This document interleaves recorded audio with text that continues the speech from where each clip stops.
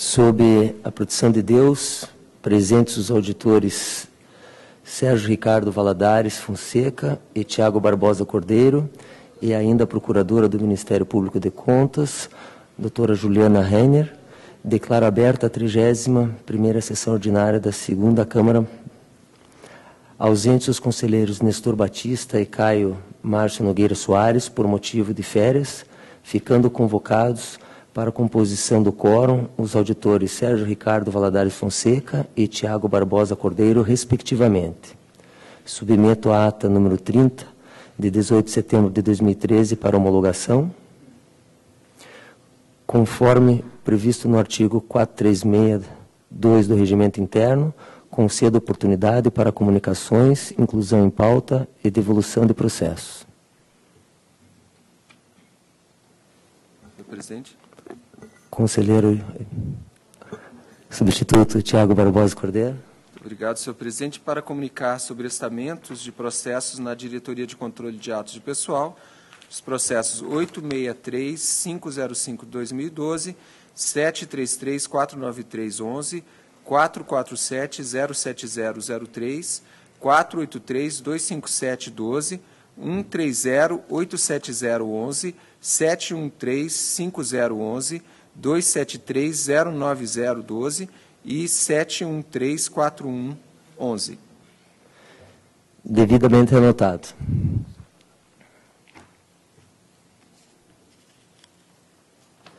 Eu gostaria de comunicar a inclusão em mesa do processo 609211-12, referente ao pedido de certidão liberatória. Também a devolução, estou devolvendo processo do auditor Tiago Barbosa, 6283-2007, 40057900. Também gostaria de comunicar a retirada de pauta do processo 16953911, também do 17480712, e também estou adiando o processo 9938 Deixo a palavra livre.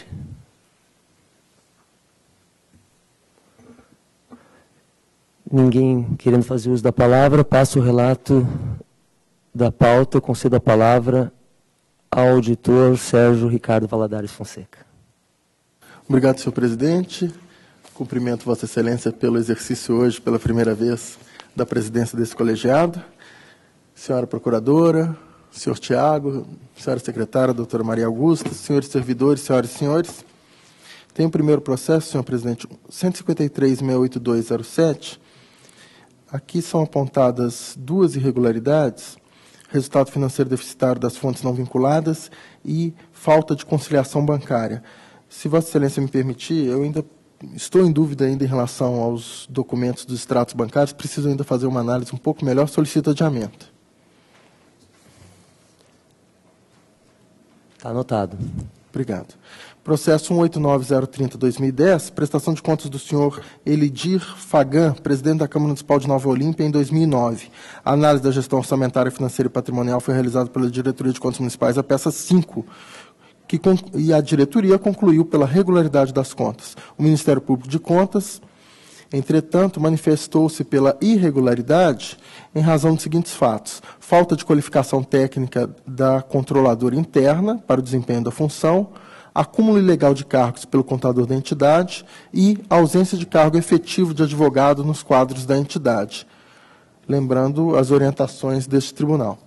Em relação à falta de qualificação técnica, o Ministério Público observa que a função de controlador interno foi desempenhada naquele exercício por servidor ocupante do cargo de auxiliar de serviços gerais, o que pode indicar a ausência de qualificação técnica. Cito em seguida a jurisprudência do tribunal, a orientação. O tribunal já orientou em diversas oportunidades os municípios no sentido de que seja provido o cargo por servidor efetivo e observados os requisitos de qualificação. Eu, entretanto, considero que esse fato pode ser convertido em razão de ressalva em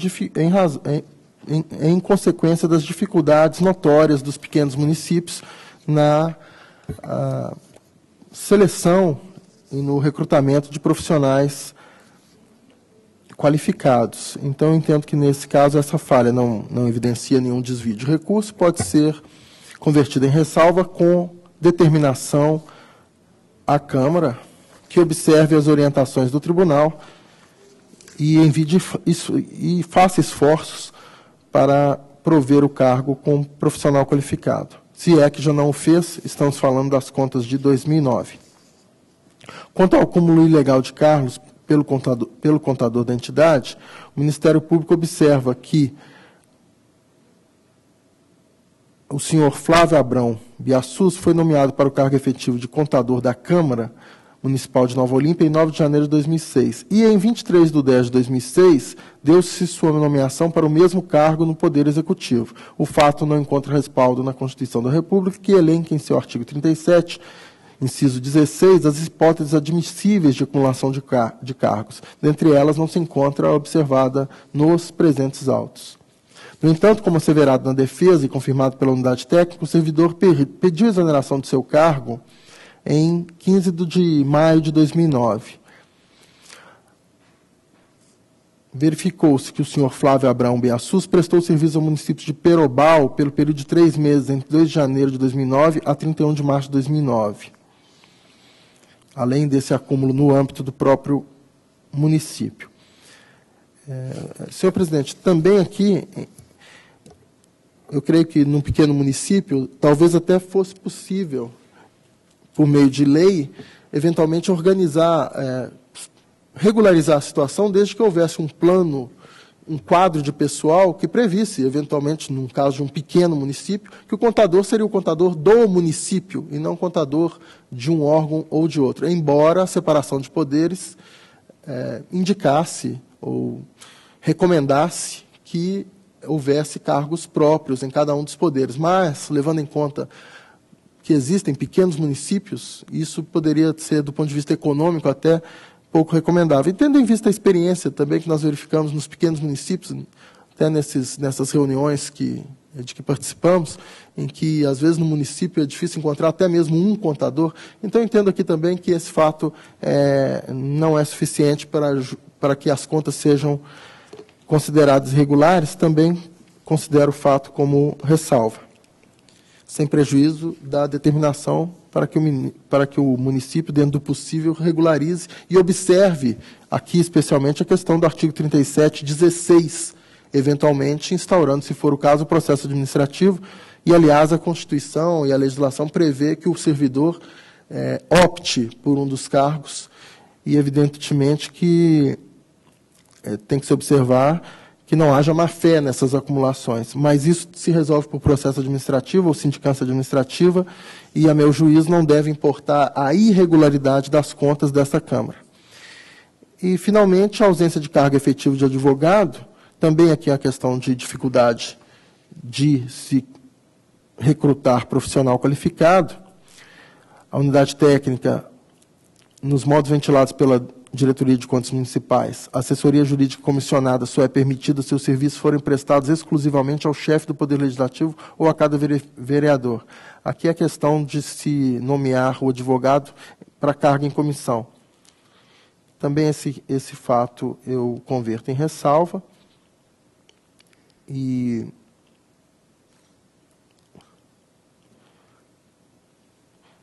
transcrevo aqui, faço várias considerações. Mas, em resumo, em consonância com o entendimento já manifestado em outras oportunidades, entendo que não se deve desconsiderar a situação vivenciada por entidades municipais de pequeno porte, que se veem inviabilizados na satisfação integral de todas as orientações desse tribunal. Faço diversas considerações para, ao final, propor, então, a ressalva desse item, e, com essas considerações, proponho que o tribunal julgue regulares com ressalva as presentes contas. Senhor presidente. Pela ordem. Tem a palavra. Obrigado, senhor presidente. Inicialmente, uma dúvida, doutor Sérgio. A acumulação era em relação ao Legislativo e ao Executivo e também, por algum tempo, em relação a um outro município, Perobal. Vossa Excelência colocou. Mas Vossa Excelência citou, eu estou um pouco confuso, que teria havido pedido de exoneração do servidor em 15 de maio de 2009. Exoneração em relação a qual desses cargos? Perobal? Vossa Excelência citou um período em Perobal que seria diferente desse de maio. Como evidenciado, asseverado na defesa e confirmado pela Diretoria de Contas Municipais, o servidor pediu exoneração de seu cargo no município de Nova Olímpia, quer dizer, no Executivo de Nova Olímpia, em 15 de maio de 2009.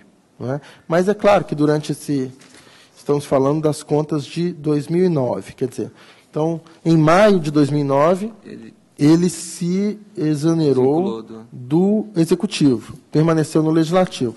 E, além disso, nas pesquisas feitas pela Unidade Técnica e pelo Ministério Público, né, nas investigações, digamos assim, na análise dos bancos de dados, foi verificado que o profissional também exerceu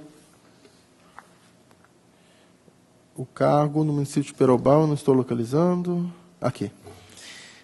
Afora essa matéria, verificou-se que o senhor Flávio Abrão Biassus prestou serviço ao município de Perobal por 3 meses, entre 2 de janeiro de 2009 a 31 de março de 2009. Aqui, também não está muito claro se foi como cargo efetivo, comissionado, ou serviços como pessoa jurídica, eventualmente, como autônomo, etc. Mas também considerei que esse fato poderia ser relevado, porque, primeiro, não é nem no âmbito do município, eventualmente o gestor poderia nem ter conhecimento disso, não é? Eu entendo aqui que as implicações, eventuais sanções, podem se dirigir, talvez, ao próprio profissional, se for o caso, não é? Mas, de novo, entendo que os pequenos municípios, inclusive, poderiam, e essa matéria está sendo objeto de nova análise em pré-julgado ou em uniformização de jurisprudência, tendo em vista as dificuldades dos municípios, não é isso? Que a própria associação é outro processo? Não, seria esse, mas ainda não está sendo, porque ainda não passou pelo pleno a revisão do... Não foi, mas está sendo analisada a possibilidade de se rever o entendimento, exatamente para que os pequenos municípios pudessem, em vez de ter em seu quadro um servidor e arcar com encargos trabalhistas, que às vezes são muito mais altos do que simplesmente contratar um escritório ou um profissional que presta, não como servidor efetivo, mas como um contratado, um prestador de serviços, a vários pequenos municípios. Né? Então, isso para mim não é suficiente para macular as contas como irregularidade, tendo em vista esses fatos, que às vezes, na minha opinião, até em determinadas situações, é mais econômico contratar um escritório do que ter no quadro um profissional. Nesses casos em que, de pequenos municípios, né, 3.000 habitantes, 2.000 habitantes, né, e por isso mesmo o tribunal está revendo, talvez, a sua posição, mas pelo menos há a possibilidade de rever. E, de qualquer maneira, mesmo que não reveja, eu entendo que esse caso pode ser motivo de ressalva. Tem a palavra Procuradora, doutora Juliana. Senhor presidente, senhores conselheiros substitutos, eu peço a palavra para fazer algumas colocações em relação a esse caso. Nós estamos aqui diante da prestação de contas dessa Câmara, do exercício de 2009, e eu verifico pelo sistema de trâmite da nossa casa que as prestações de contas dos exercícios seguintes, 2010, 2011 e mesmo 2012, tem como controlador interno essa mesma pessoa que consta da prestação de contas de 2009, ou seja, uma pessoa que aparentemente não tem informação realmente para atuar no controle interno, porque se trata de um auxiliar de serviços gerais. Ou seja, é uma situação que vem perdurando ao longo dos exercícios nesse município. Outra situação também que eu trago aqui é a reflexão acerca do quadro de pessoal dessa Câmara. Eu gostaria de questionar a Sua Excelência, o relator desse expediente, saber se ele teve alguma informação a respeito do quadro dessa Câmara, se não havia realmente outro servidor efetivo a ser designado para o exercício dessa função. Também colocando que essa situação que foi levantada em relação ao acúmulo irregular de cargos de contador deve ser objeto de uma verificação, talvez uma sugestão em um expediente autônomo, né, uma vez que são cargos inacumuláveis e houve percepção em duplicidade de vencimento por parte desse servidor e também pode ter havido prejuízo à carga horária de trabalho que foi contratada num e no outro município. Então, eu coloco só essa questão, a Sua Excelência, do quadro, se o senhor tem alguma informação mais precisa acerca do quadro dessa Câmara. Obrigado, senhor presidente. Cumprimento a senhora procuradora e o Ministério Público, que sempre é cauteloso nessas análises, nessas pesquisas, nessas quase investigações, né, em relação aos quadros de pessoal e às pessoas que exercem esses cargos, deixando claro que a senhora procuradora primeiro fez referência ao primeiro item, que é uma ressalva diferente, que é o fato da controladora interna eventualmente não ser qualificada para o cargo, e o segundo item, que diz respeito à acumulação do cargo de contador, quer dizer, são dois fatos distintos apontados como irregularidades. Então, em relação à senhora servidora, cujo nome eu nem tenho aqui no meu voto, a senhora servidora que exercia o cargo de auxiliar de serviços gerais, portanto, um cargo efetivo, e foi nomeada para o exercício do cargo de controlador interno, eu realmente não aprofundei a análise para verificar, como fez a senhora procuradora, que ela continua exercendo, não é isso? Aqui são as contas de 2009, e segundo a procuradora, ela continua exercendo esses cargos em 2010 e 2011, não é isso? Na verdade, também, pelos dados que eu tenho, não posso nem afirmar com convicção que, eventualmente, a senhora servidora não tenha, por exemplo, um curso superior na área de contabilidade ou em outra área que, eventualmente, lhe dê condições de exercer a contento essa função. Mas, de qualquer maneira, nesse exercício aqui de 2009, eu estou entendendo que essa falha não é suficiente para macular toda uma gestão. Quer dizer, não estamos falando aqui de compra superfaturada, de desvio de recursos, estamos falando, eventualmente, de uma dificuldade do município em ter um profissional qualificado. Então, mesmo não tendo aprofundado essa análise, eu penso que a determinação pedagógica ou, eventualmente, um trabalho feito como em outro expediente, como propõe ou sugere a senhora procuradora, uma eventual auditoria de cunho operacional, para que se verifique realmente a dificuldade do município, mas acho até precipitado, sem fazer essa análise mais detalhada, já partir do pressuposto que essa pessoa não está desempenhando a contento suas funções e que isso está prejudicando a administração daquela Câmara Municipal. Nova Olímpia, eu não pesquisei aqui, mas é um município que a população que é 3 mil, 2 mil, não sei, não, se alguém tiver com o Google aí, mas entendo que tive essa percepção de que, em princípio, isso não está causando dano, pois não? O Google Guta diz que é 5 mil habitantes. 5 mil habitantes. Então, tive essa percepção de que isso não é suficiente para caracterizar uma administração descontrolada, uma administração com prejuízos para a população, né? Claro que isso pode ser melhorado, e nós devemos trabalhar sempre para que a administração se aperfeiçoe. Mas aqui estou, com o devido respeito, não sei se Vossa Excelência compartilha, entendendo que não é suficiente para macular a gestão com a pecha de irregularidade, que a ressalva está de bom tamanho para esse caso. Com a palavra, procuradora. Senhor relator, o que eu questiono, até o senhor de uma forma muito prudente colocou essa situação, eventualmente, de essa servidora ter algum tipo de formação que em princípio, extrapole até o cargo que ela ocupa, o cargo efetivo. Então, eu questiono o seguinte, não seria prudente abrir até mais um contraditório para que essa Câmara possa esclarecer essa situação? Até porque eu tenho aqui informação de que ela tem um mandato previsto até 31/12/2014 para exercício dessa atividade. E, muito provavelmente, designada na atividade de controle interno, ela recebe alguma função gratificada. E, naturalmente, se a pessoa não tem conhecimentos imprescindíveis para essa função de controle interno, até o pagamento dessa função gratificada seria um pagamento questionável, um gasto sem propósito pelo poder público, além de ficar, obviamente, a Câmara, por todos esses exercícios, sem o adequado controle.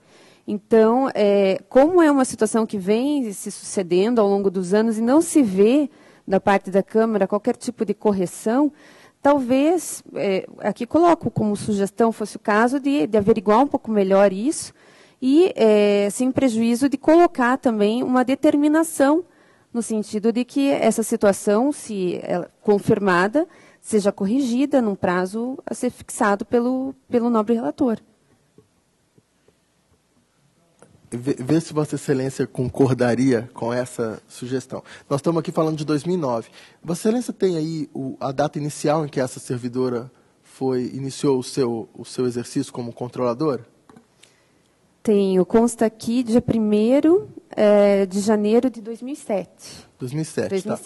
Então, quer dizer, a minha proposta, para agilizar os trabalhos, e esse processo já tramitou, são contas de 2009, entraram no tribunal em 2010, se não seria razoável nós investigarmos isso, não nessas contas, aqui seria uma determinação, mas eu faço o registro para que nas contas futuras, e aí encaminho o processo aos relatores, proponho aqui agora, né, no voto, que seja esse fato analisado nas contas dos exercícios seguintes, que não julgados ainda, procurando-se uma solução e procurando averiguar a formação dessa servidora e analisar a situação. Mas, por hora, nessas contas de 2009, eu tenho a impressão que, mesmo fazendo a diligência, isso não mudaria, né? Em princípio, não mudaria o mérito das contas. Isso seria uma ressalva.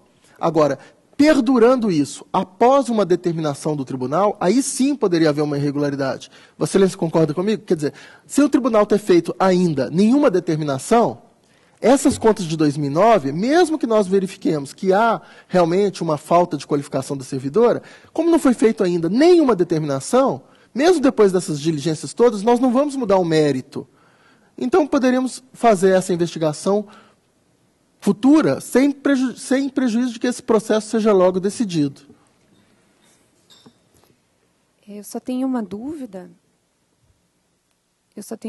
Excelência. Então, nesse processo, o senhor propõe uma determinação, desde logo. Isso, propõe uma determinação desde logo, mas uma determinação, digamos, genérica. Por quê? Porque eu não tenho elementos para afirmar peremptoriamente que essa servidora não é qualificada. Olha, que o município observe a orientação do tribunal, cito lá o pré-julgado, não me lembro o número, em que o tribunal deu toda essa orientação, pré-julgado ou uniformização de jurisprudência, mas faço referência a essa orientação do tribunal para que procure servidor qualificado com nível superior nas áreas tais que permitam um bom desempenho, faço essa determinação e mais, proponho que seja encaminhada cópia dessa decisão ou o próprio processo tramite pelos relatores das contas de 2010, 2011, 2012, para que os relatores tomem conhecimento dessa questão, que digamos, tão insistentemente e legitimamente enfatizada pelo Ministério Público, e verifique, faça então essa verificação, essa investigação e essa determinação para que o município eventualmente corrija uma situação inadequada. Né? Tá razoável? Então, estando bem para todas as partes, senhor presidente, ao voto. Continua a discussão. Senhor presidente. Com a palavra. Obrigado, senhor presidente. Não, apenas um rápido comentário. Eu entendo muito bem a preocupação da senhora procuradora, Mas, em relação ao controle interno, naquele exercício de 2009, eu quero crer que ainda, embora o tribunal já tivesse emitido algumas decisões fazendo sua interpretação em relação ao controle interno, quero crer que ainda em 2009 ainda não estava, de certa forma, bem consolidada essa situação. Eu entendo que, nesse caso, a determinação é cabível, e especificamente para que a Diretoria de Contas Municipais dê ciência aos relatores das contas dos exercícios seguintes, para que isso seja apurado, essa situação seja apurada com detalhe nessas outras contas, e para que isso seja verificado a contento. Eu só gostaria de pontuar, em relação à argumentação do auditor Sérgio Ricardo Valadares Fonseca, que esse pressuposto de que houve uma dificuldade daquele município, daquela Câmara Municipal, na contratação, na admissão de servidores, é um pressuposto que eu entendo que deva ser verificado sempre de uma maneira mais específica, não como um pressuposto que, porque o município tem 3 ou tem 5 mil habitantes, ou eleitores, que seja, isso vai, já de pronto, impedir que ele tenha um quadro de pessoal, a Câmara Municipal tem um quadro de pessoal adequado e que sejam providos os cargos que tenham sido criados. Então, com essa observação, eu acompanho, no caso, a proposta do relator, pela regularidade com ressalva e, especificamente, pelas determinações cabíveis para que isso seja verificado no decorrer do tempo, após esse exercício de 2009. Continua em discussão. Em votação, aprovado. Senhor presidente, o processo seguinte encontra-se em vista. O processo, prosseguindo a pauta, o processo 143.810/2006, aqui também, senhor presidente, eu tenho três fatos apontados como falha, e uma delas diz respeito a extratos bancários. São cerca de 20 extratos bancários, e eu confesso que ainda quero examinar ainda mais detidamente. Alguns valores são pequenos, R$40, R$21, mas outros são mais significativos, e eu preciso ter certeza de que realmente isso aqui é apenas uma falha contábil, que não está a mascarar algum desvio. Então, pedindo desculpa, eu peço adiamento. Continua adiado. Já estava adiado? O processo seguinte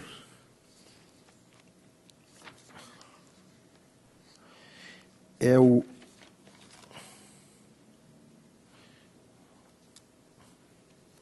está adiado. Processo seguinte 189.648/2009 trata da prestação de contas de transferência voluntária no valor de R$ 211.186,05. Recursos transferidos em 2008 à Associação de Pais e Amigos Excepcionais de Mandirituba, em razão de convênio celebrado com a Secretaria de Estado de Educação, tendo como objeto a oferta de educação básica na modalidade especial para alunos com alguma deficiência.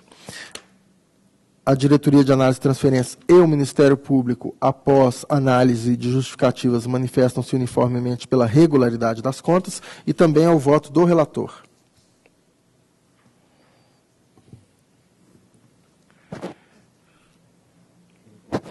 Aprovado. Processo seguinte, 39.600.04, ato de inativação da senhora Zenilde Maria Aniel Odorizzi, no cargo de professora do município de Pérola. A Diretoria de Controle de Atos Pessoal manifesta-se pelo encerramento do processo e arquivamento dos autos, tendo em vista a desistência de aposentadoria por parte da interessada. Feitas todas as verificações, o Ministério Público manifestou-se no mesmo sentido, e também o voto do relator pelo encerramento do processo e arquivamento dos autos. Em discussão, aprovado. Processo 260.90.13, inativação do senhor Sebastião Alves da Cruz Filho no posto de subtenente da Polícia Militar do Estado do Paraná. A Diretoria de Controle de Atos Pessoal entende que a transferência observou os dispositivos legais, razão pela qual opina pela legalidade do registro do ato, bem como pela aplicação de multa, em razão do atraso no encaminhamento dos atos. Matéria já amplamente discutida, eu estou propondo a legalidade de registro sem aplicação da multa. Em discussão. Senhor presidente. Com a palavra. Obrigado, senhor presidente. Eu só gostaria de pontuar, na última sessão, inclusive, fiz essa observação. Me parece que aqui são duas situações. Inclusive, eu vejo isso pelo resumo do parecer da Diretoria de Controle de Atos de Pessoal, que a ausência do valor dos proventos no ato, e aí Vossa Excelência colocou que houve o atraso no encaminhamento. Eu já fiz uma observação na última sessão, que a questão da ausência do valor no ato me parece pacificada, embora eu tenha me informado que, na primeira Câmara, houve aplicação de multa quando o ato foi emitido após o início da vigência da Lei de Acesso à Informação. E me parece que não é uma questão que está pacificada, inclusive na primeira Câmara, eu quero crer que na segunda Câmara já.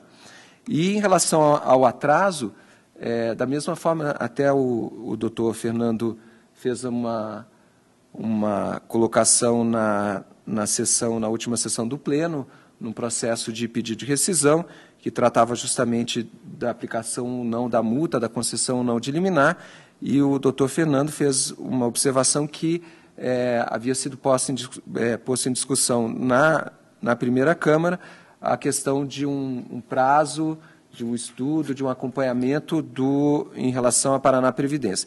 Então, estou fazendo toda essa pontuação para acompanhar o voto do relator nesse momento, entendendo que não deva ser aplicada, então, tanto a multa por não constar no valor os proventos, não constar no ato o valor dos proventos, e também pelo atraso, tendo em vista toda essa discussão que tem ocorrido, mas eu considero que a matéria, em ambos os casos, até pelo que eu observei, ainda não está totalmente pacificado nesse tribunal, especialmente em razão das decisões que são, não tenho acompanhado tão de perto, mas as decisões da primeira Câmara não indicam, aparentemente, para mim, que haja um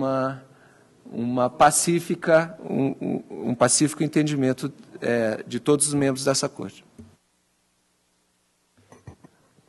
Continua a discussão. Então, o ilustre colega acompanhou o voto, né, com essas considerações, então, pela legalidade de registro, sem aplicação de nenhuma das duas multas. Aprovado. Os processos seguintes, senhor presidente, são semelhantes, né, são atos de inativação, 491.733.13, inativação da senhora Irene de Lourdes Galvão no posto de primeiro sargento da Polícia Militar do Estado do Paraná. Pela legalidade de registro, a discussão das multas, propõe, então, o afastamento dessas multas. Legalidade de registro. Legalidade de registro em discussão. Aprovado. Processo 509.292.13, inativação do senhor Jairo Scheffer Pereira, no posto de subtenente da Polícia Militar do Estado do Paraná. Legalidade de registro, sem aplicação das multas. Legalidade de registro em discussão. Aprovado. Senhor presidente, era o que tinha a relatar. Agradeço a atenção. Eu que agradeço. Então, eu passo a palavra ao conselheiro substituto Tiago Barbosa Cordeiro. Muito obrigado, senhor presidente. Eu saúdo também pela primeira experiência na condução do colegiado, senhora procuradora, senhor auditor. Eu tenho os dois primeiros processos da pauta, tomada de contas ordinárias, o 628320-2007 e 400579 de 2000.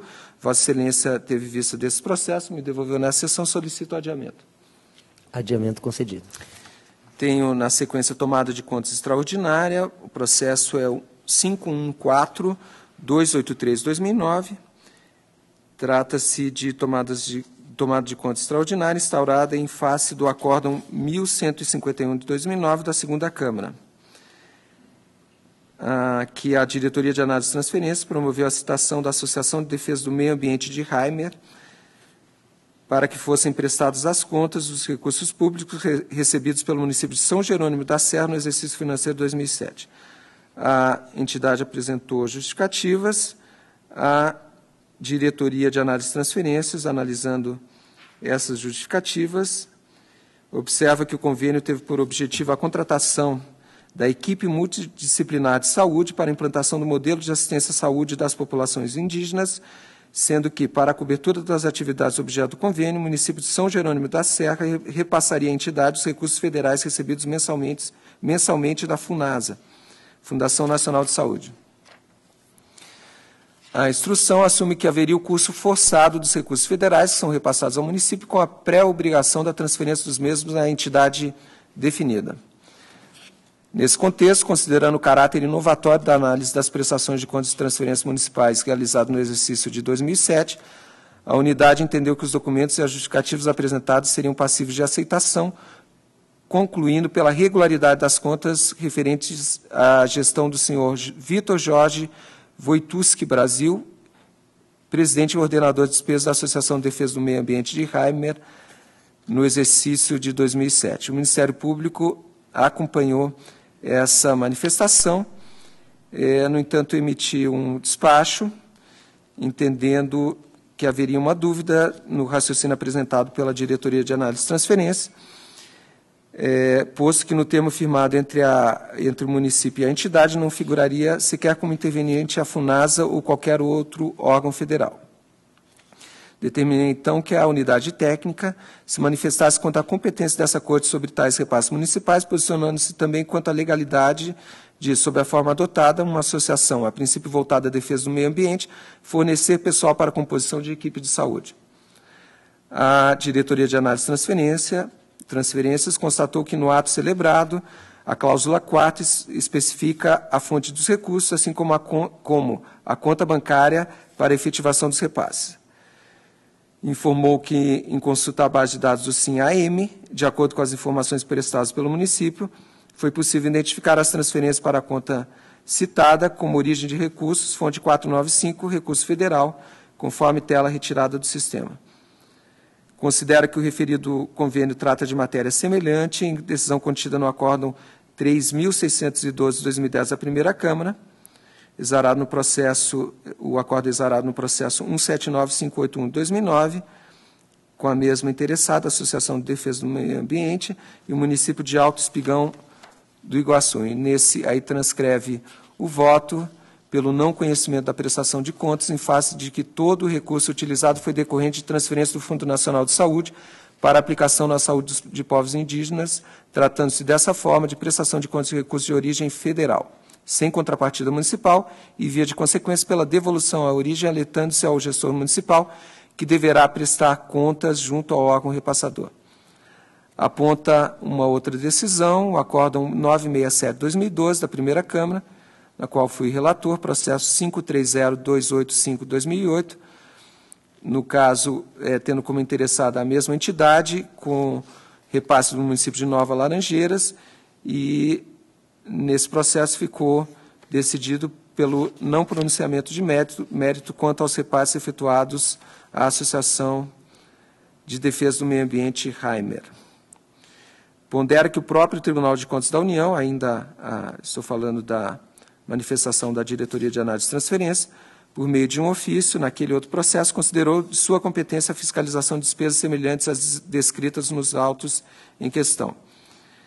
Assim, retifica seu opinativo pelo não conhecimento da presente comprovação, ressaltando aos gestores para observar a recomendação contida na decisão exarada no Acórdão 3.612, 2010, Primeira Câmara, qual seja o dever de prestar contas junto ao órgão repassador.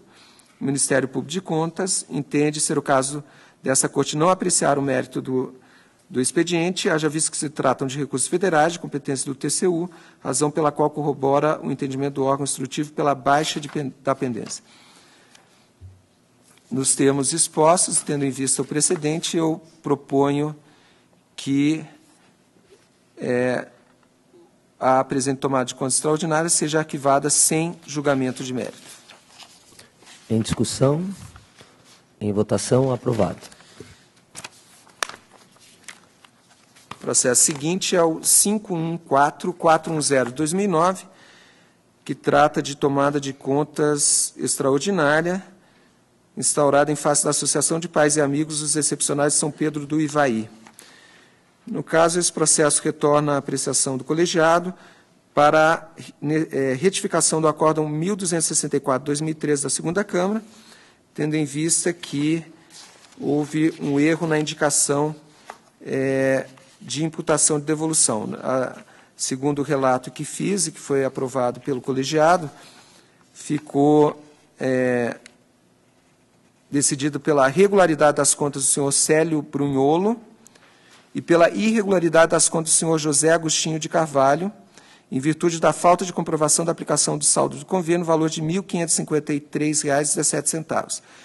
O que ocorreu de incorreto no Acórdão 1264/2013 é que ficou imputado ao senhor Célio Brunholo a devolução desse valor de R$ 1.553, quando, na verdade, a imputação cabe ao senhor José Agostinho de Carvalho. Então, com essa alteração, eu estou propondo a retificação do acórdão para que figure como responsável pela devolução do valor sem comprovação de aplicação o senhor José Agostinho de Carvalho.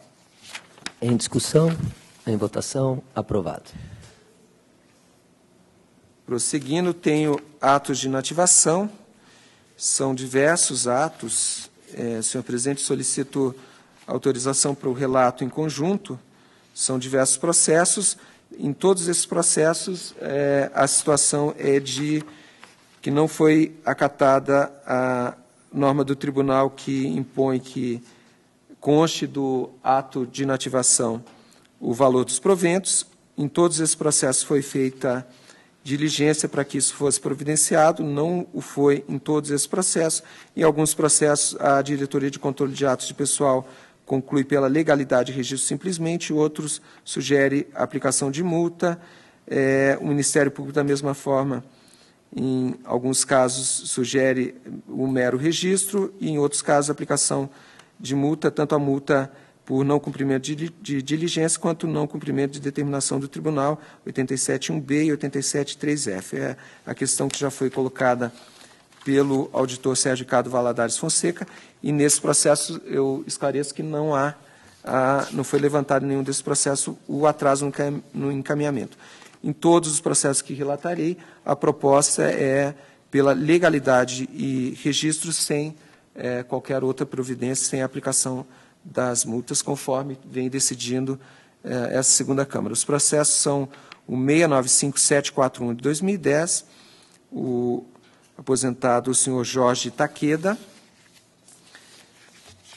o 302441 de 2011, aposentadoria da senhora Ercília Canever Soster,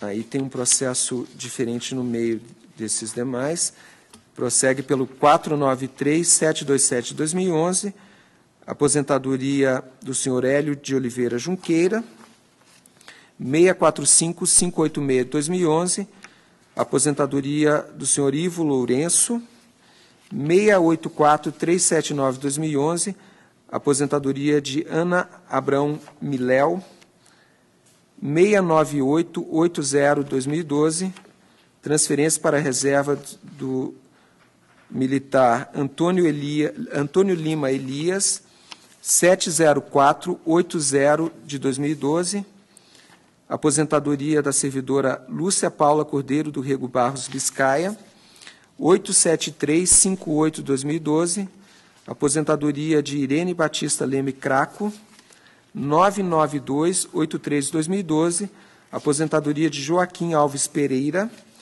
138505-2012, transferência para a reserva de José Antônio Alves Belo, 297-441 de 2012, aposentadoria de Jaci Alves Marinho, 304-022 de 2012, aposentadoria de Margarida Keschner, 542-695 de 2012, aposentadoria de Amazilis Rodrigues Costa, 735-086 de 2012, aposentadoria de Silvério Becker, 225-910 de 2013, aposentadoria de Maurílio Alves. Então, senhor presidente, em todos esses processos, a proposta é legalidade de registro.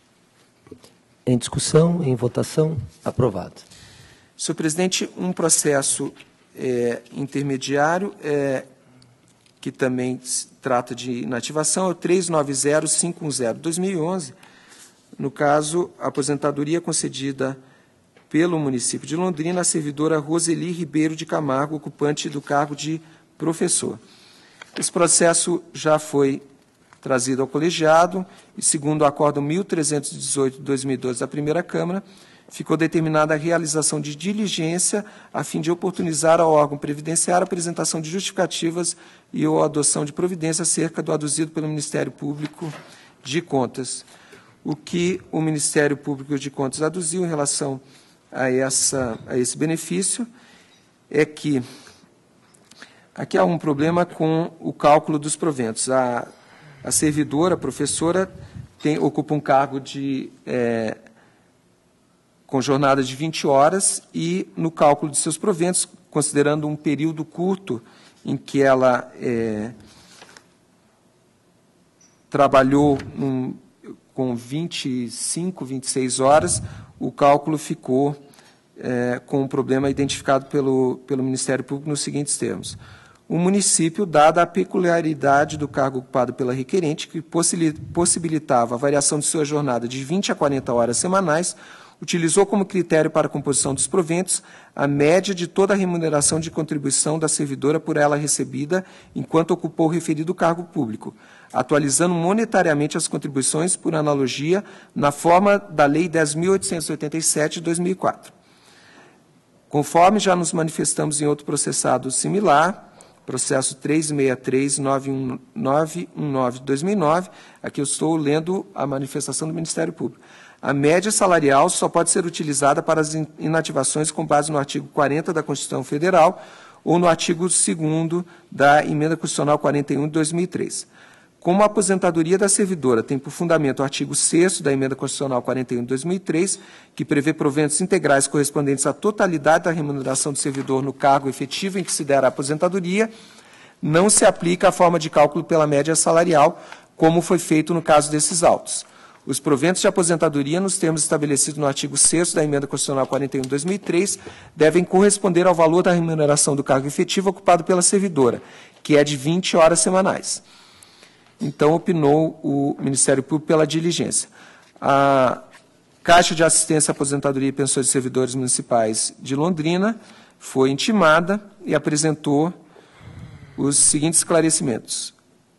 Que o cargo ocupado pela servidora possui carga variável de 20 a 40 horas, de acordo com o artigo 68 da Lei Municipal 5.832, de 94, e artigo 23 da Lei Municipal 9.337, de 2004.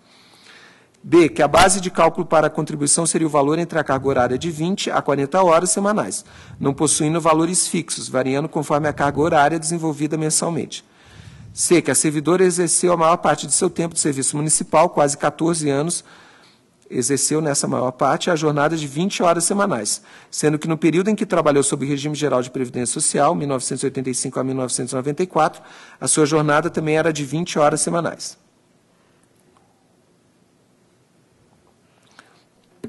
D, que a jornada de 26 horas semanais, na qual se baseava sua remuneração à época da aposentadoria, foi exercida por pouco mais de um ano e, portanto, não deveria o cálculo da aposentadoria ser realizado com base em sua última remuneração.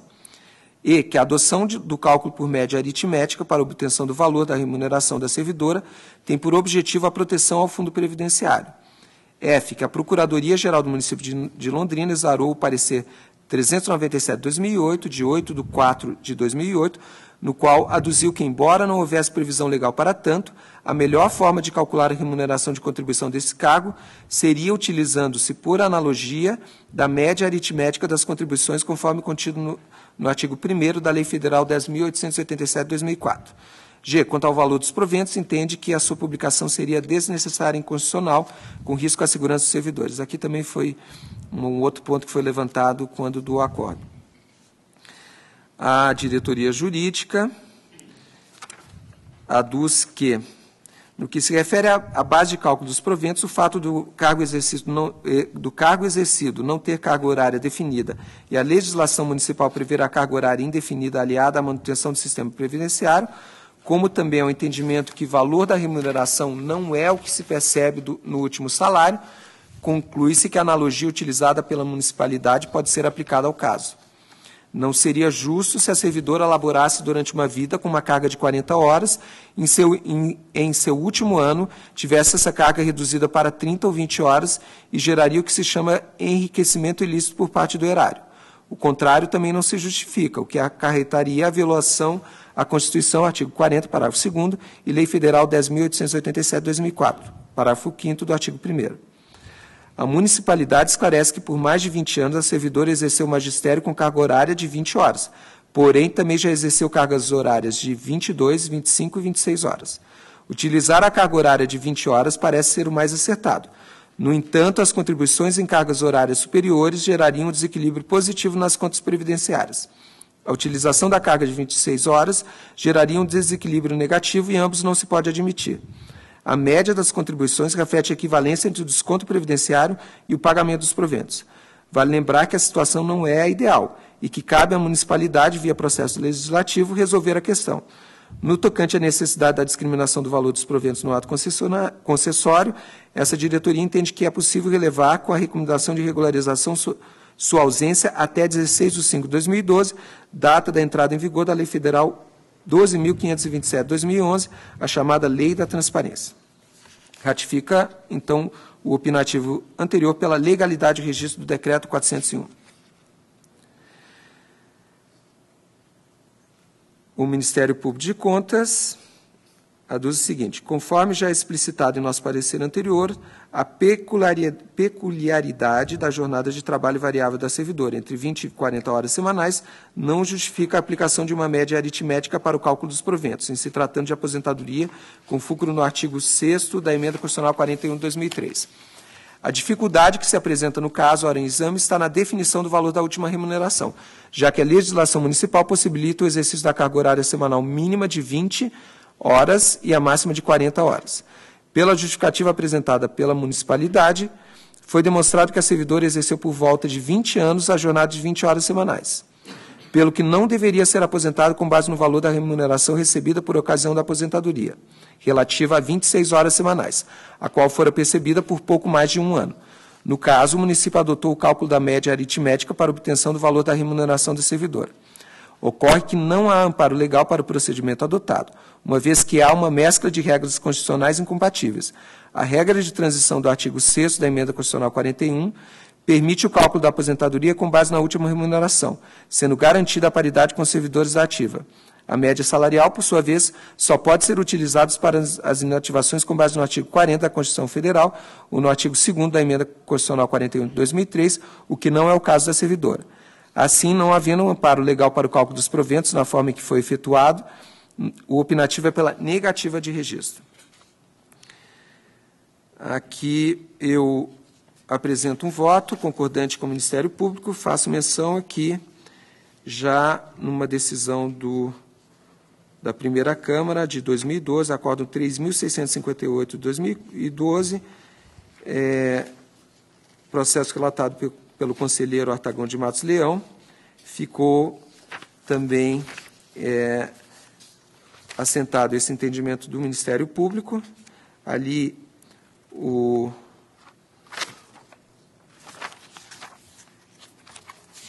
naquele caso específico, o relator considerou como valor correto aquele do último holerite da servidora aposentada, visto que os vencimentos da mesma no mês de setembro de 2008 compreendia o salário básico estatutário, correspondente a 20 horas semanais, e demais verbas incorporáveis.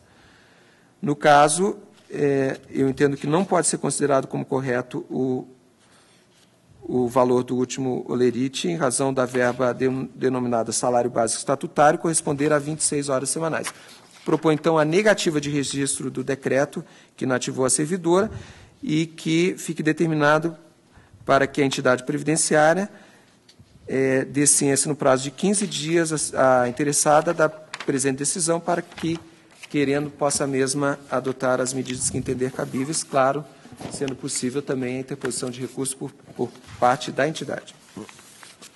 Em discussão? Em votação? Senhor presidente. A palavra. Obrigado, senhor presidente. A proposta do Ministério, o Ministério Público entende que o valor dos proventos de aposentadoria deveriam ser de quanto? Do valor das 26 horas, que foi o último contra-cheque, ou de 20, não da média. Qual que seria o correto? Veja, doutor Sérgio, o incorreto é usar a média numa situação que não é do cálculo da média. E é isso que aponta o Ministério Público. Tá, o incorreto, esse relator. Como indicou, eu li aqui o parecer do Ministério Público e também a manifestação da Diretoria de Controle de Atos Pessoal, é uma questão que incumbe ao município tomar providências e devido processo legislativo. O que estamos a apreciar é se a forma com que foi feita é adequada ou não. E aí vem a negativa de registro. Então, eu acho que eu entendi bem. Quer dizer, essa forma está errada. Agora, eu não sei qual é a correta, porque não há lei. E o aplicador do direito não pode...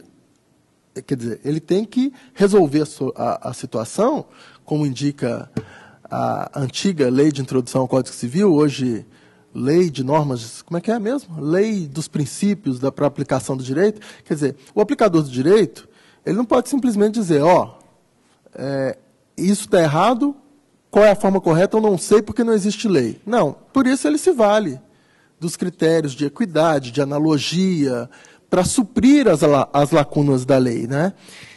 A análise da diretoria jurídica, pelo que Vossa Excelência leu, me parece muito razoável, não é?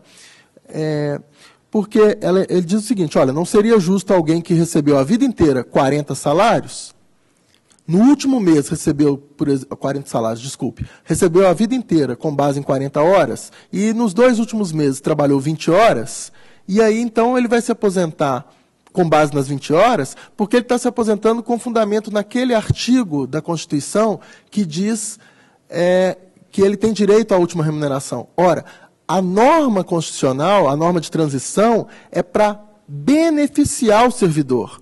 As alterações previdenciárias visaram ao equilíbrio atuarial do sistema. Mas, mesmo assim, como há essa norma de transição, admitiu que, mesmo desequilibradamente, em prejuízo dos fundos previdenciários, aquele servidor que até aquela determinada data preenchesse os requisitos, teria direito à sua última remuneração. Mas isso em benefício do servidor.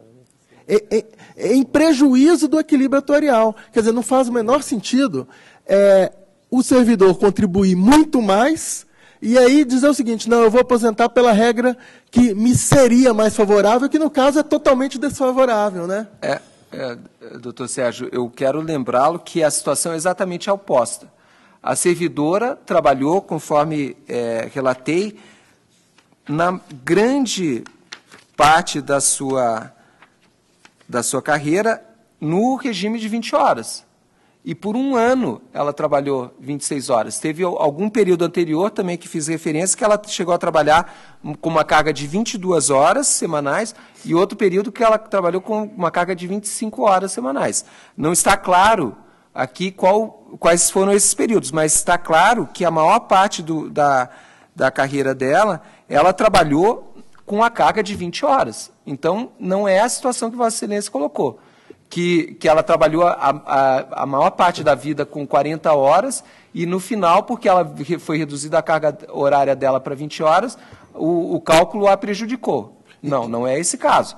Agora, quanto à questão que Vossa Excelência coloca que o tribunal, enfim, nós aqui temos que apontar a solução exata, eu discordo de Vossa Excelência. Vossa Excelência, inclusive, quando relatou o primeiro processo de prestação de contas, fez uma determinação genérica. Vossa Excelência não apontou qual o modo que o município tem para corrigir aqueles problemas que foram identificados. Então, eu creio que há um grau de liberdade para que o município tome as providências visando regularizar. O que estamos fazendo no momento da apreciação desse ato específico é dizendo que esse cálculo, como foi feito, ele não ele está incorreto, porque ele foi feito com uma fundamentação e adotou uma fórmula de cálculo de outra fundamentação. Então, eu defendo, no caso, que a resolução dessa situação seja adotada pelo município, e aqui eu quero crer que não me incumbe dizer de que modo isso vai se dar. Eu quero acreditar que o ato, como está, em razão do cálculo dos proventos, não merece registro. Continua a discussão. Veja, ilustre conselheiro substituto Tiago, não, a situação é diferente. Quando eu fiz aquela determinação genérica, é porque nós não temos os fatos, o domínio de todos os fatos. Eu não sei ali se a auxiliar de serviços gerais tem um nível superior ou não. Agora, aqui, nós temos um fato jurídico que tem que ser solucionado no âmbito do direito. Eu tenho que fazer a subsunção da norma ao fato, eu tenho que resolver. O direito tem que dar uma solução para isso, ainda que não haja lei municipal. Então, se o tribunal diz que o cálculo está errado, sim, está errado porque está pagando 2.000. Não, está errado, mas por quê? Deveria pagar quanto? 2.200? É isso que eu estou dizendo. Agora, esse é um ponto, né? A questão, digamos assim, teórica de subsunção do fato jurídico à norma e questões de teoria de direito. Mas o ponto prático mais relevante me parece que é o seguinte: Vossa Excelência está dizendo que, na verdade, essa negativa de registro é em favor da servidora. Porque ela contribuiu sobre 20 e teria direito, sobre 20 horas, e teria direito a se aposentar com um salário de 26 horas, é isso? Não foi o que eu quis dizer. Me perdoe se Vossa Excelência, se eu me expressei mal.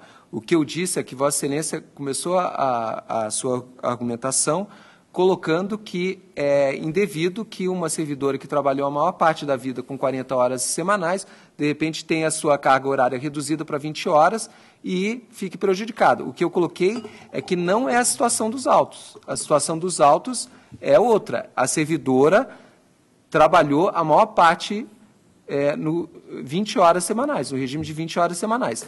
E por um período final, ela trabalhou 26 horas semanais, um período de quase um ano, cerca de um ano. E aí foi feito o cálculo dessa forma. Tá. E eu entendo que esse cálculo não tem amparo legal. Tá. Quer dizer, pelo que eu rapidamente estou aprendendo, a senhora procuradora, e aí o Ministério Público pode me ajudar, ela disse o seguinte: olha, a norma aplicável ao caso é a regra de transição da emenda, uma dessas aí, né, 20, 41, 47, esse emaranhado de normas previdenciárias. Então, ela teria direito a essa norma de transição, que, via de regra, beneficia o servidor. Não é isso? Via de regra, as normas de transição beneficiam o servidor que já havia cumprido os requisitos à data de publicação da emenda. Então, me parece que o Ministério Público estaria defendendo o cálculo da aposentadoria mais favorável à servidora nesse caso, porque ela teria se aposentado quando exercia 26 horas, parece-me. Não é o caso. Não? Então, senhor presidente, eu acho que eu não entendi muito bem e, pedindo desculpa, eu vou pedir vista. Concedido o pedido de vista. Senhor presidente, era o que eu tinha relatado, eu agradeço. Passo ao relato da pauta que me foi distribuída.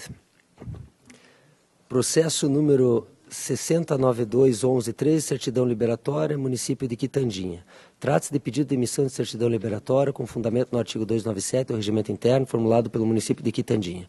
A Diretoria de Contas Municipais, pela informação 137013, e a Diretoria de Análise e Transferência, por intermédio da informação de 16713, opinaram pela concessão da certidão liberatória.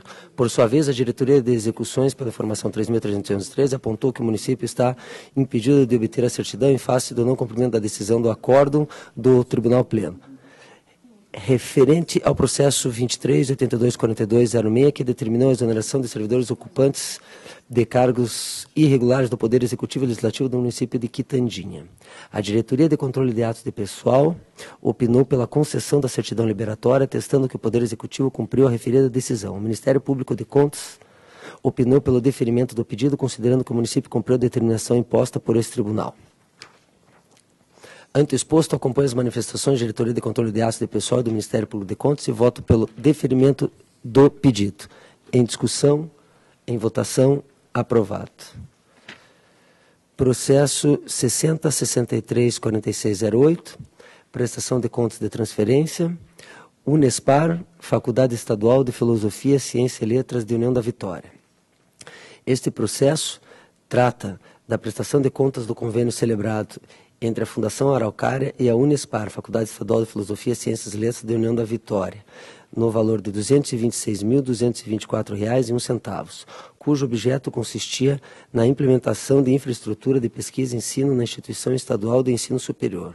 A Diretoria de Análise de Transferência, por intermédio da Instrução 10.1713, opinou pela regularidade com ressalva das contas em razão do atraso de 20 dias na apresentação da prestação de contas do exercício de 2010, recomendando a aplicação de multa ao Sr.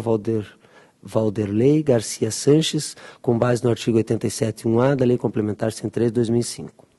O Ministério Público de Contas, pelo parecer 462513, opinou pela regularidade com ressalvas nos termos da unidade técnica.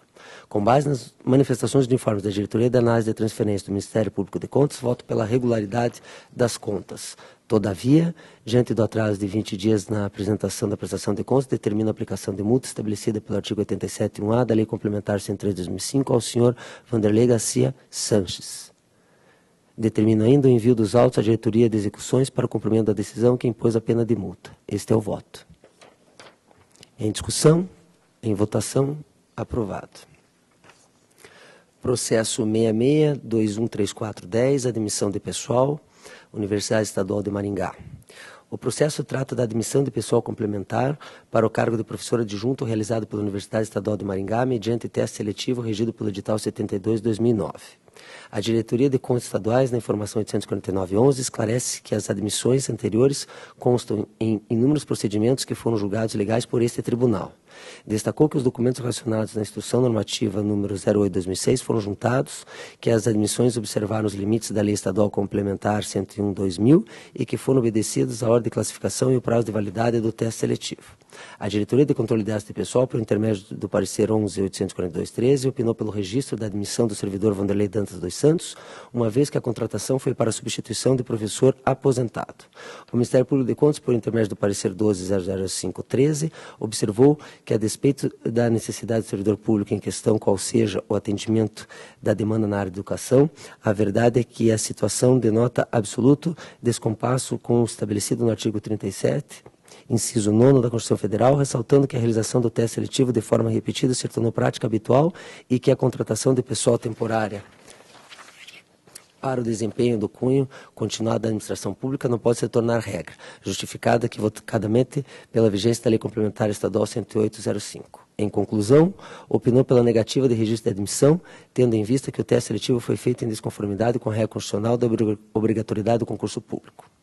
Em que pese as manifestações contrárias do Ministério Público de Contas, este tribunal vem decidindo pela legalidade e registro dos atos, a exemplo do que restou assentado pelos acordos 2060 do 13 da segunda Câmara, 47.1703/10, acórdão 2871/3 da primeira Câmara, enfim, e diversos outros acordos. Quanto ao caso concreto, houve o atendimento dos parâmetros da Lei Estadual Complementar 108/2005, sobretudo do requisito previsto no artigo 2º, inciso Segundo parágrafo 1º, 2º e 4º da citada lei, que determina que as contratações temporárias de professor para a rede pública estadual podem ser realizadas mediante teste seletivo, desde que com o objetivo de suprir a vacância ou insuficiência de cargos até a realização do concurso público. Nesse contexto, acredito que negar o registro do ato de admissão implicaria penalizar o próprio servidor que já prestou os serviços para os quais foi contratado e não colaborou com a situação apontada pelo Ministério Público de Contas. Diante disso, voto pelo registro do ato de admissão do servidor Vanderlei Dantas dos Santos, realizado pela Universidade Estadual de Maringá, conforme edital do teste seletivo 7209, consubstanciado na portaria 1325/2010. Este é o voto. Senhor presidente. Em discussão. Senhor presidente. Com a palavra. Senhor presidente, eu acompanho Vossa Excelência, apenas eu entendo que o fundamento, a meu ver, pelo menos o que eu considero, é diverso, tendo em vista que a grande maioria desses casos de contratação de professor por tempo determinado não segue o que diz a lei complementar estadual, mas há toda essa circunstância da necessidade de continuidade do serviço, de prestação do serviço, de uma autonomia reduzida dos gestores, dos reitores das universidades. Então, acompanhando a jurisprudência que abrange essas ponderações, eu acompanho Vossa Excelência, mas não considerando que essas contratações seguiram o que a lei complementar estabelece. Agradeço. Gostaria de manter aberta a discussão. Bom, senhor presidente, então, desculpa, a única divergência é contra o fundamento. O relator entende que foram cumpridos os requisitos da lei complementar e Vossa Excelência entende que não. Não foram cumpridos os requisitos da lei complementar, por que mesmo? Desculpa. É justamente a questão da substituição, da reposição de professores concursados, que, na verdade, pelo que entendi, no caso, o relator defende que estaria ainda no prazo, a contratação dos professores temporários seria até a contratação via concurso dos professores efetivos, mas como temos a experiência, as universidades não têm sido autorizadas ou têm sido autorizadas em uma medida menor do que as suas necessidades, então essas contratações temporárias têm sido repetidas ao longo do tempo na maior parte das vezes. Então seria apenas uma sugestão a Vossa Excelência de dizer, olha, foram observados os requisitos da impessoalidade, foi feito o processo seletivo, embora não exatamente nos termos da lei, então acho que é só uma questão de adequar alguma coisinha na redação, Vossa Excelência. Perfeito. Admitidos os fundamentos, em votação, aprovado. 17.480712, processo Instituto de Previdência Social dos Servidores Públicos do município de Rio Negro. Trata-se de prestação de contas anual do Instituto de Previdência Social dos Servidores Públicos Municipais de Rio Negro, referente ao exercício financeiro 2011, de responsabilidade da senhora Ana Paula Portes Chapinhaski. A Diretoria de Contas Municipais, por meio da Instrução 3.147/12 DCM, manifestou-se pela regularidade das contas do presente processo. O Ministério Público de Contas, por intermédio do parecer 3.163/12, manifestou-se pela regularidade das contas, acompanhando a análise técnica do processo. Voto, portanto, pela regularidade das contas do Instituto de Previdência Social dos Servidores Públicos do município de Rio Negro, referente ao exercício financeiro 2011, de responsabilidade da senhora Ana Paula Portes Chapinhaski, acompanha as manifestações dos informes da Diretoria de Contas Municipais do Ministério Público de Contas, com fundamento no artigo 16.1 da Lei Complementar Estadual 103/2005. Em discussão, em votação, aprovado. Prestação de contas anual, processo 18.586812, Câmara Municipal de Arapuã. Trata-se de prestação de contas anual do Poder Legislativo do município de Arapuã, referente ao exercício financeiro 2011, de responsabilidade do senhor Valdezir de Vicente. A Diretoria de Contas Municipais manifestou-se pela regularidade das contas. O Ministério Público de Contas manifestou-se também pela regularidade das contas, acompanhando a análise técnica do processo. Desta forma, voto pela regularidade das contas do Poder Legislativo do município de Arapuã, referente ao exercício financeiro 2011, de responsabilidade do senhor Valdezir de Vicente, acompanhando as manifestações de informe da Diretoria de Contas Municipais do Ministério Público de Contas, com fundamento no artigo 16.1 da Lei Complementar Estadual 103/2005, este é o voto. Em discussão, aprovado. Prestação de contas anual 19.74.6712, Instituto de Previdência Social dos Servidores de Contenda.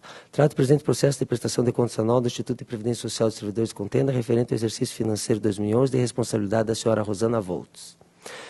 A Diretoria de Contas Municipal, por instrução 245.3 DCM, manifestou-se pela regularidade das contas, com ressalva, pois identificou um saldo contábil da provisão matemática previdenciária divergente do valor apresentado no laudo da avaliação atuarial para o exercício. Recomendou ainda adequar o sistema de contabilidade ou proceder ao ajuste necessário do SINAM no exercício seguinte, visando harmonizar os respectivos demonstrativos contábeis. O Ministério Público de Contas manifestou-se pela regularidade da prestação de contas, com ressalvas, acompanhando a análise técnica do processo. Voto.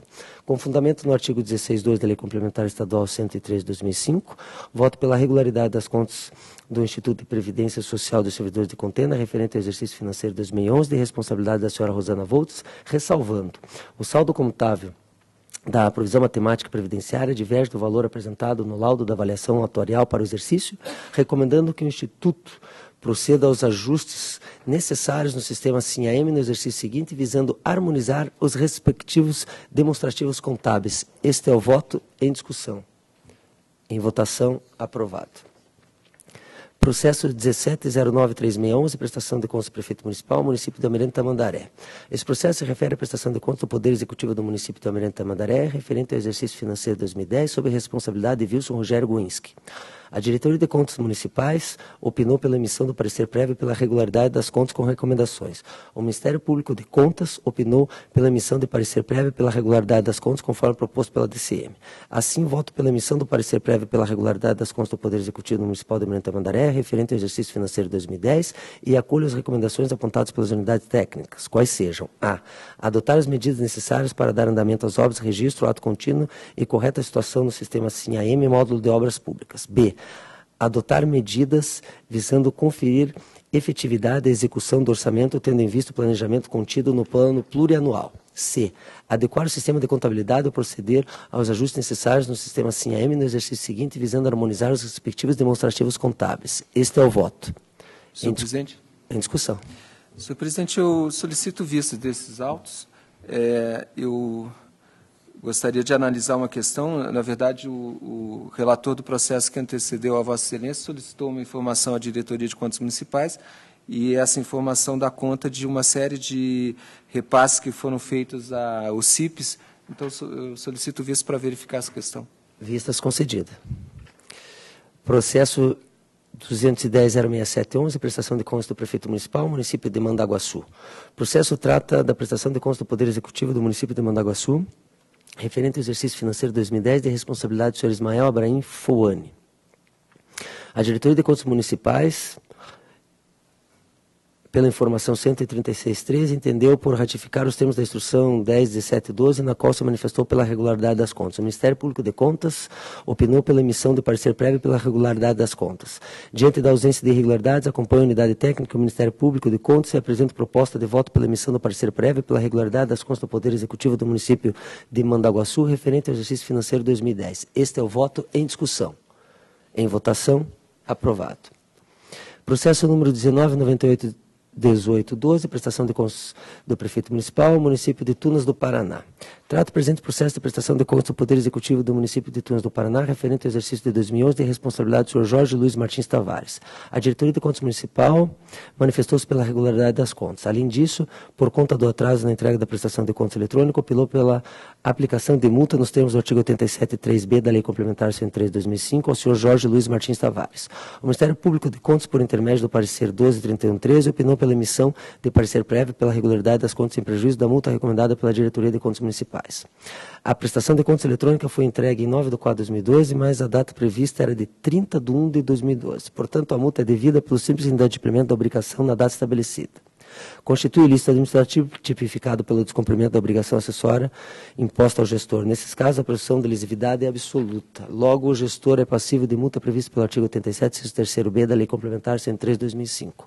Apresento, portanto, proposta de voto pela emissão de parecer prévio pela regularidade das contas do Poder Executivo Municipal de Tunas do Paraná, referente ao exercício 2011, de responsabilidade do senhor Jorge Luiz Martins Tavares.